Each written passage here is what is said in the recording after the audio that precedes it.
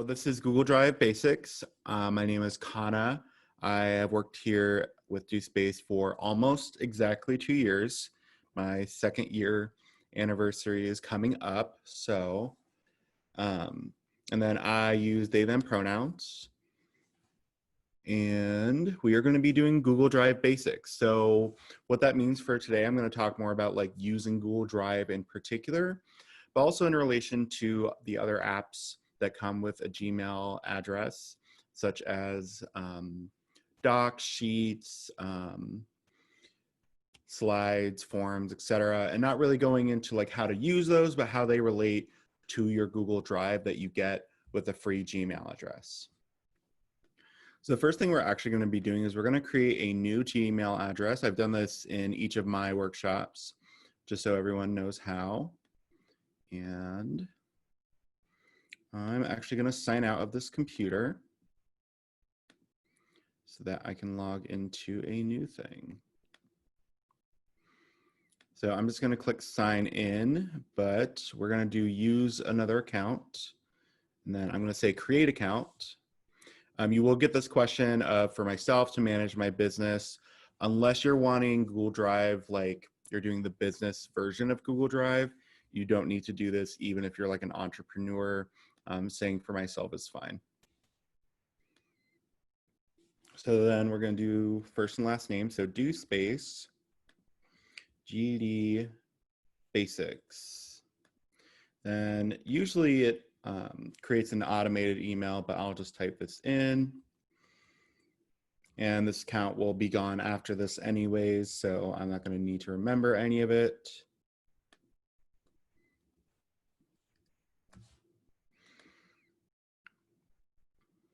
Okay, so it's going to ask for some of this information. So I'm going to, something very clever would be doing do space's birthday, but we have not had enough time to be an adult yet.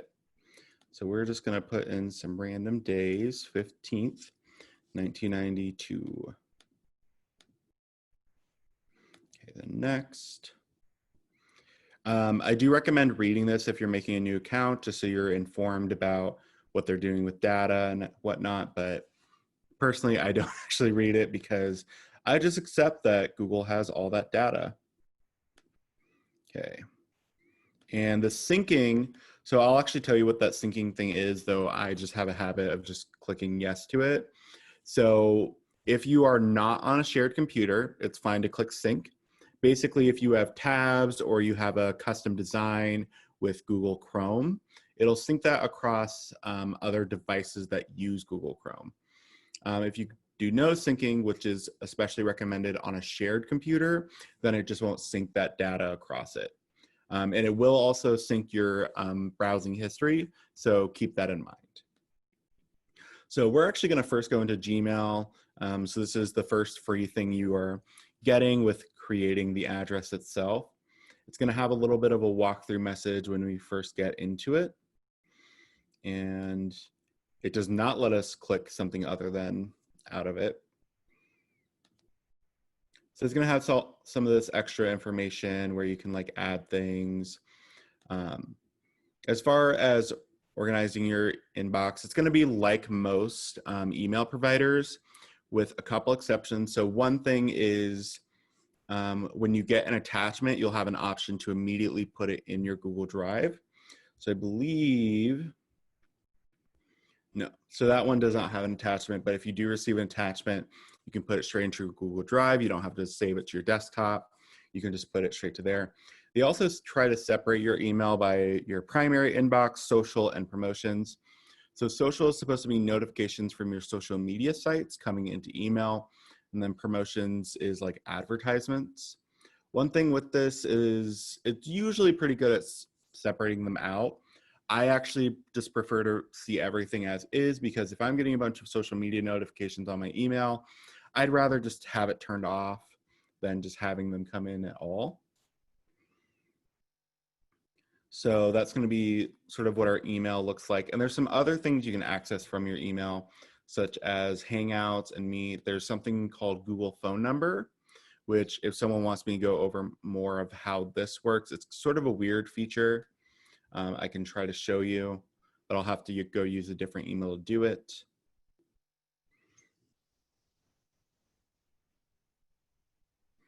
Sorry, there's a webcam that just turned on by itself, and I'm going to unplug it. Sorry about that. So now we're actually going to go into Drive. So the way I get to all my apps is I just click these 9 buttons, and then you can just get to any of the Google apps that are available. A lot of them are pretty weird, especially the ones that are like down at the bottom here. So like Jamboard, which I'll show you just because it's weird, is probably one of the odder apps that you have, but they all have a collaborative feature, which is kind of the thing that Google promotes. So I'm going to create a new folder. So the way your Google Drive is going to work, it's going to work just like a USB, except it works across multiple instances. A lot of people like saying the cloud, though just so you know, the cloud does not refer to your files or somewhere up in the sky. It's just hosted on a server that you always have access to from any device. But it's not stored in the sky. It's not stored in an actual cloud. It's just someone's server computer storing it for you, which is what Google has. They just have a bunch of servers that store all of our data. So we're going to do new folder, so test folder. So just like a flash drive, just like on your computer, you can have folders, you can upload folders to the computer, you can create new documents. Google Drive has an integration with their apps, Docs, Sheets, Slides, and Forms, where you can directly edit it from Google Drive, so you can open it from Google Drive. So we're gonna actually open up a Google Doc. And because I opened it while we were on the screen, this file, it's not gonna show up immediately, but because we opened it while we were in this folder, it's actually gonna appear there in just a moment. But it will not save until it has a name. So we're gonna give it do space test. Hello.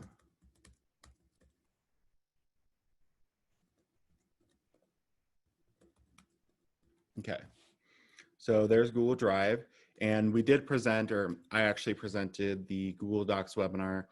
There is a recording of it on YouTube, and that's going to go a little bit more in depth on some of the features in Google Docs. If you've used Microsoft Word before, it's similar. There's a few differences in features, and some of the like weirder things that Microsoft Word has, Google just doesn't have at all. The unique thing that Google does is its collaboration features, where you can share with someone and they can live edit with you as you're editing it yourself. So that's a really good feature if you're doing a lot of collaborative work, or let's say you're writing a letter and you want someone to look it over as you're still typing the end of it. You can do that. You can both be on the document and edit it at the same time. And that's one of the reasons why I like to use Google for most of my stuff. Like when I wrote my senior thesis for my degree, I wrote all of it in Google Docs. I did some final editings in Microsoft Word, but for the most part, I made it in Google Docs itself. So now if we go back to this folder, our do space test document is here. It's stored here in this folder, and then it's also open over here. And you can also share folders. So right now, if we go back and we are hovering over, we have the options for the folder. So let's say we want to share the entire folder with another person. We'll just store that here. So I'm going to just send this to hello@gspace.org so I don't have to type any coworker's email address. I'm losing audio. Is it me or you? So someone said that they're not hearing my audio very well. I will let my moderator let me know if there's an issue with my audio, if it sounds off. I'm not able to hear it myself, but I can check to make sure it's going through the mic correctly. Okay. So I was told by the moderator that my audio issues are not happening for them. So it's probably has to do with your internet connection. So this is actually being recorded and it will be posted later on YouTube. You're using Call-in. Okay. So yeah, I would recommend if you're not able to get my audio correctly, it's probably has to do with the internet connection going to your device. And we will have a YouTube recording at a later date. of this webinar, and you can just find it there. Okay. And then I'm going to go through some of the other apps that integrate with Google Drive before coming back to it, just so we can have a full folder. So that folder itself has been shared with another person, but that doesn't mean they get access to my whole drive. They only have access to this folder and anything new I put into the folder. So I'm going to make a new thing. We're going to do a Google slide. And we're just going to say, so Google Slides is going to be very similar to PowerPoint, but again, it's not going to have as many minutia of features as PowerPoint will. It's going to be a little bit more bare bones, but still pretty useful. So we're just going to do this. So now I have a slide, and it's going to auto-populate the name with the title I put. If you don't have a title yet, it's not going to know what to type. But if you have anything typed on a document, even if it's not a Word document, it is going to just auto-populate here, but you can also name it. So my do space presentation. But the auto title of a document can actually be pretty useful, especially if you type something, but you didn't save it. It is going to save it still. It's just going to give it usually the first couple words of a sentence, or if it thinks there's a title, it's going to name the document after the title. So that can be useful a lot. Or it's just going to name it untitled document if it's really not sure. But anything you type into Google Docs, so for example, if I make another Google Docs, and then I do hello.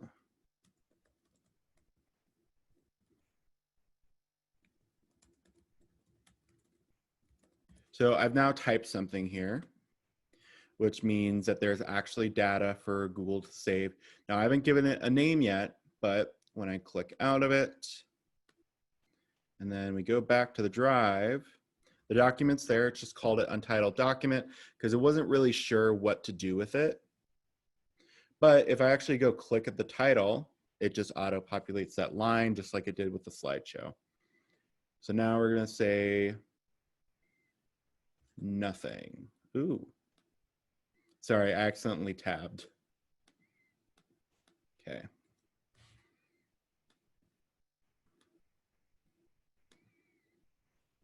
And then the last of the main 3 apps that you'll see with Google Drive is going to be Google Sheets. And I'm actually going to do something. Let's see. A name, type, year, case 1. So I'm just making a weird table. This data does not mean anything. It's just some random nonsense.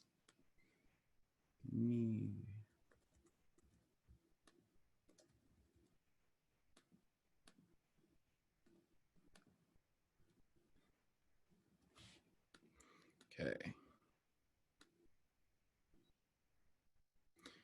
Okay, so I have this random information here.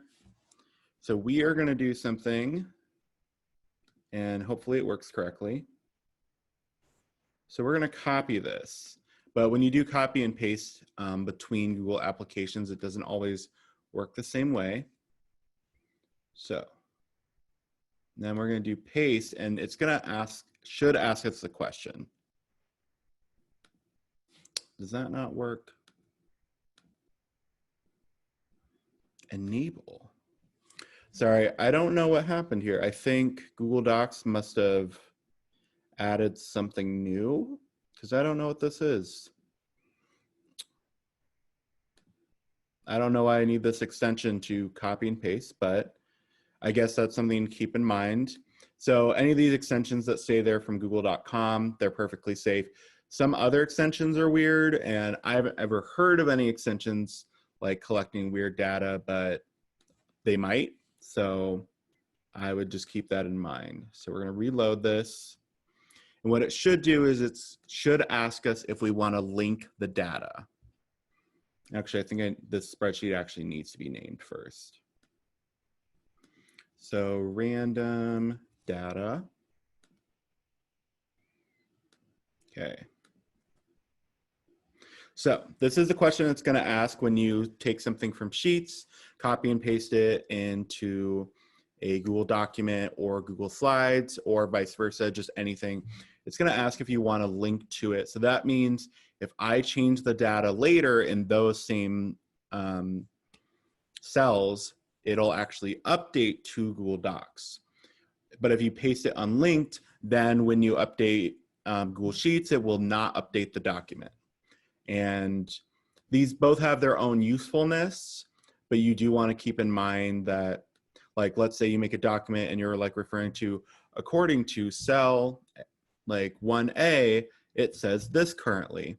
But if you have it linked, that can actually change any time that someone changes that spreadsheet. If you paste it unlinked, it's unlinked. So we're going to actually link it. So now it's linked, it has some of that data. And now when I add some other data, we're just going to give it Pokemon type names. Why? No idea.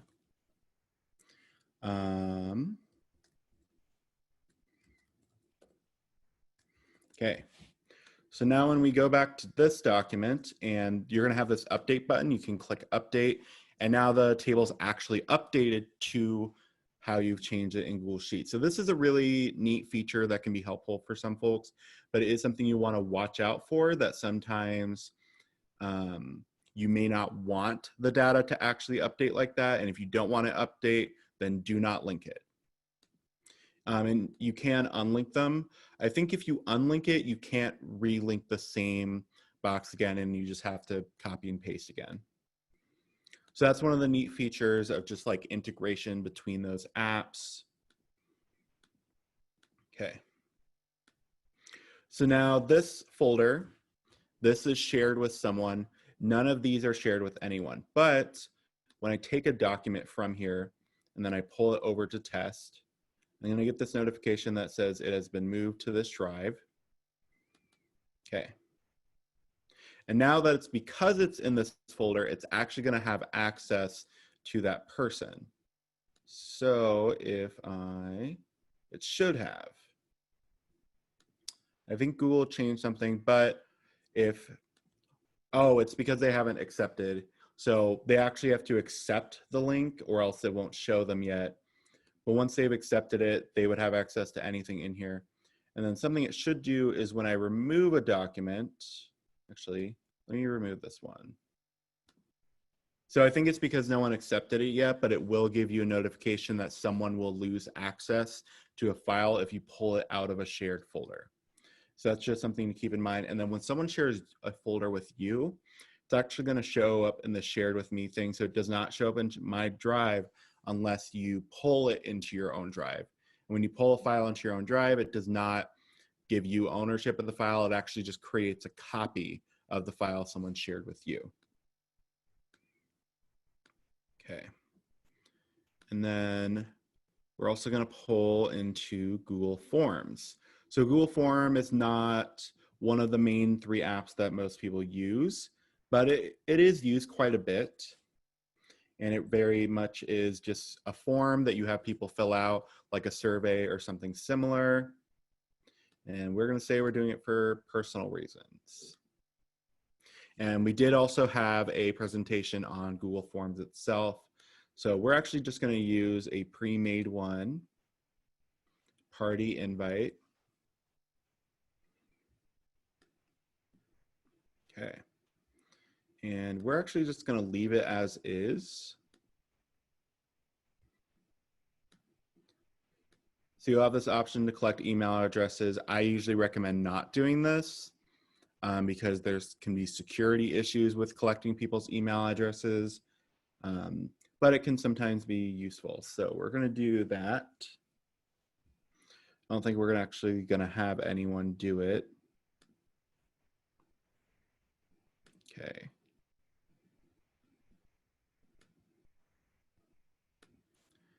And then send. Okay. So now I'm going to click this preview just so I can fill it out.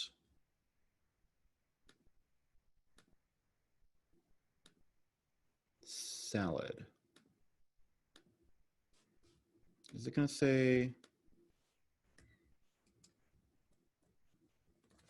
Okay. So now we have one response. So when we go back, we'll have some different information. And it's currently set to accepting responses. So if I gave a public link to multiple people, they can send multiple responses.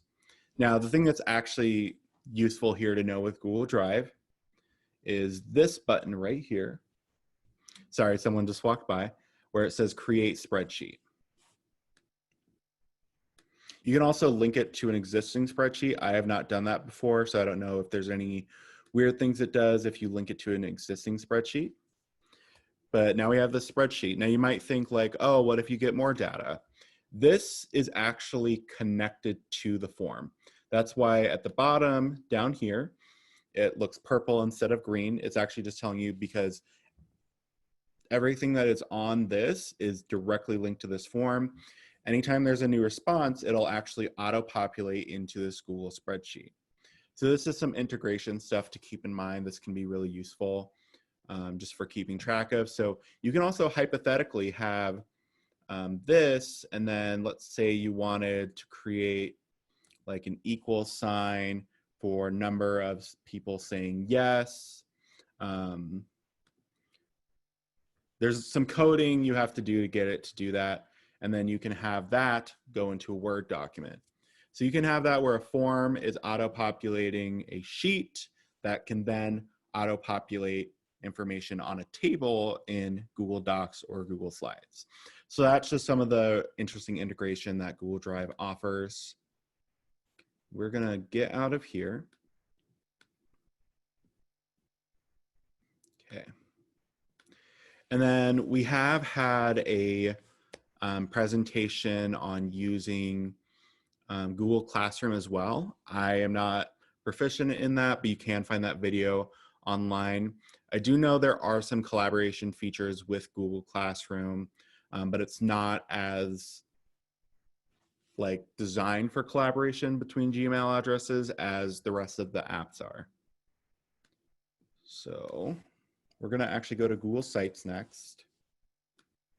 So Google Sites, just like any of those other things, you can link a document directly to your Google site.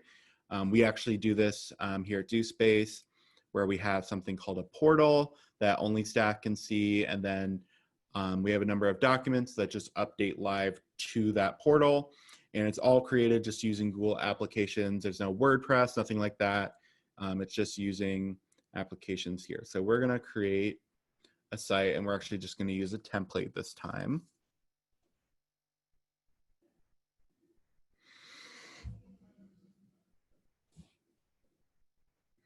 Okay. Now we're going to skip this tour because I don't need it. Now, one thing to keep in mind is when you add things like this, they may not work the same due to issues. Oop, there it goes. So now on our website, we have the form that we created in our own Google Drive on this website. And I can publish the website too. I can add live updating documents, live updating sheets, all to this website. And I don't know many people who use Google Sites to publicly promote something. It's used a lot more for internal purposes, so that way you can have a Google site that sort of has live updating documents like a spreadsheet, like a schedule, things like that, all in one spot. And yeah, that's a really cool feature. I do not do anything with our portal other than I just use it as a staff person. But I know from the staff person's end who actually runs the portal, it's pretty simple when you actually change an item in there. Like recently we had to change an image, so it updated to what the computer lab will actually look like on the 15th when we reopen with limited services. So now we have a Google site, and a Google site will actually show up as a file. It is important to note that it is not a file. It's just going to be organized like a file in your Google Drive. And I'm gonna click out of this because the computer is getting a little angry with me. And then just because I said I would, I'm going to show you Jamboard. Jamboard is probably one of the least useful items. Um, so it looks like it's like an art program. That's actually not its intention. The intention really is to be what's known as like a collaborative whiteboard. So, but you can use it for art if you really want to. So we're just gonna do this. We have some scribbles. But if I wanted to share this with someone, they could also be drawing on this thing at the same time. Now, it's not meant to make art, but as we know, you can make art with anything. Nothing can stop you from making art, but you can make art collaboratively, which is probably how I would use this. But the real intention with this is to use it as a whiteboard, like in a business sort of setting. So like, let's say you are on a Zoom meeting and then you have this Jamboard in the background and you're like, let's talk about this square. And then someone's like, no, I want to talk about this triangle that doesn't look very good. That's not like a legitimate conversation, but it will be something like they're going to draw something. It's used a lot in like planning stuff. I don't know how much Jamboard itself is used, but collaborative whiteboards, like digital whiteboards, are used in the business sector. But I don't know how much Jamboard itself is used in that way. But that's sort of another neat feature. And I believe you can link a Jamboard to go into a document, but it does not, the way you do it is not the same. So I have not figured it out, but I believe it is possible. I did want to ask everyone if there were specific things you wanted to know about Google Drive or any other Google applications. You can freely ask questions by either sending it here in the chat or by putting it in the Q&A. I will see the Q&A as it pops up. I think I've gone through some of the features I really wanted to discuss for Google Drive, but I think for those of you who are here, there was probably something you wanted to learn or know more about with Google Drive, and I can definitely take the time to teach y'all or sort of present other apps and how they integrate with each other, or just help you figure out something with Google. So if you have any questions, feel free to come up with them. I'll sit here and try to wait as patiently as I can, though I tend to fill the space.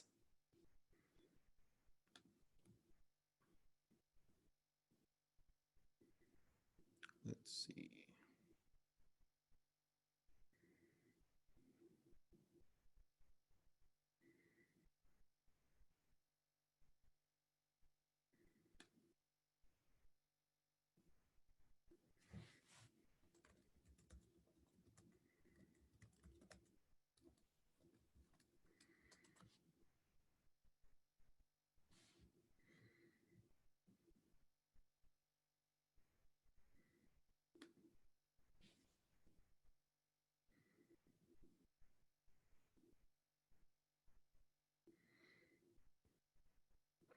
So I will say this webinar was scheduled to end at 3 p.m. We can end it earlier, but I do want to make sure if anyone has questions, we do get them. Okay.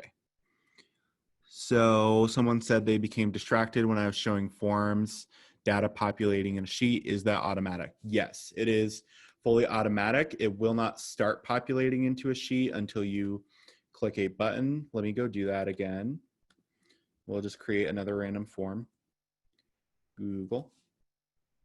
That one doesn't show up in like the hot hot tabs for Google. I don't know why. I feel like it's used more than Jamboard probably is, but Google makes their decisions and we have to live with them.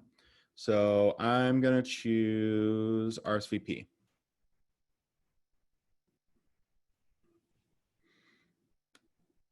So nope, don't want any of that. Add it after submit limit. So I'm going to actually say we don't need that. That doesn't matter. Okay. And now this exists. It's going to be titled RSVP. I'm going to make multiple submissions just so you can see more what it looks like.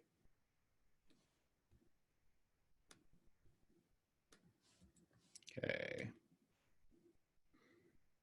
Now we're going to refresh. Will it not let me? It really won't. Okay. Let's see if this works. Interesting. I actually turned off the thing that should be doing this, but it's not letting me, but that's okay. Because I can still show you what you asked for without it. I just wanted to have like a second response. So once you have a response, you can't set it up until there's one response. There might be a way to, but I've never seen a way to click this button until there's one response in there. You can also always just make a fake response, then delete it. And I think the form will just stay. How satisfied? We're just going to get rid of that. So Google Forms will give you these summaries, but we're actually going to click this button. So it's this green button, which is the symbol for Google Sheets. It's going to ask if you want to create a new one. We're going to click create. Okay. And now this is fully linked to that form. And like I said, you can also take data here, copy and paste it into Google Docs, and Google Docs will also auto-populate with what you took from Excel. If we have technical problems with Google Forms, where is the best place to find answers? So yeah, I would definitely say there's a lot of tutorials online that'll talk with Google Forms. You can also try to ask staff. I would recommend going to dospace.org and then using the chat function that's in the bottom right if you're wanting to ask staff members for questions about Google Forms.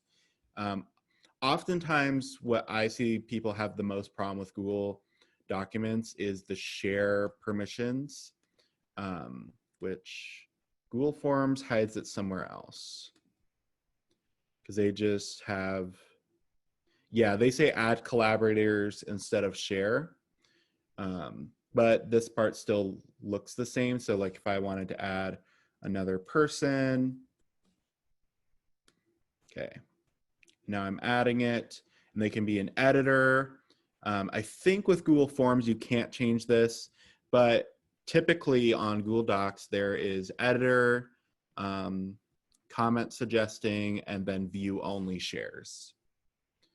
So I can send that there.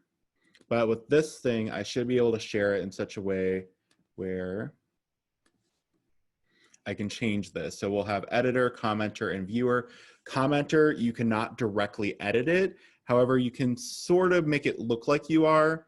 When you try to type in a document, if you're a commenter, what it will actually do is it'll create a suggestion that the owner can edit, can accept or reject. So, and then viewer, they can only view the document that you shared, nothing else. So I think that's where most people tend to have technical problems, has to do with the sharing features on it. But I can also set myself to suggesting. That was not the way to do it. I believe it's under here.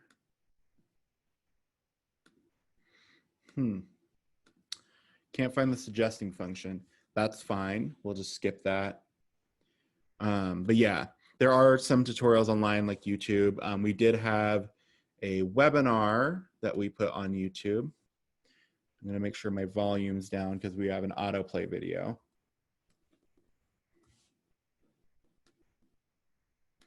So on our YouTube channel, we've had a couple webinars going over a lot of Google applications. I think the only main one we haven't presented yet is Google Sheets.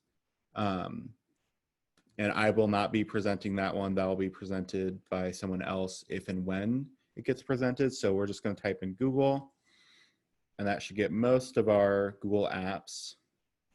So we have some of our Google search secrets, Google Docs. This one is the Google Forms, and I'm actually going to copy and paste this one for you. So that is the 5 ways to use Google Forms. I did not present that webinar, so I don't know what the content is specifically for it. So yeah, you can go to our website, check out some of our other webinars. So yeah. And then are there any other questions that folks have? I can go over other things. If there's something you're confused about, I can go back to it. I can also try to talk about some of the other Google applications that I didn't necessarily go over. So, because I've used pretty much everything that's in here, except I don't know what Duo is, but I can take a guess. It's probably FaceTiming is probably what that does. But I can sort of talk about other Google apps, some of the integration stuff, organizing your Gmail, organizing Google Drive itself. But yeah, if anyone has any more questions, I can try to address some of that stuff. Otherwise, we will probably end it early.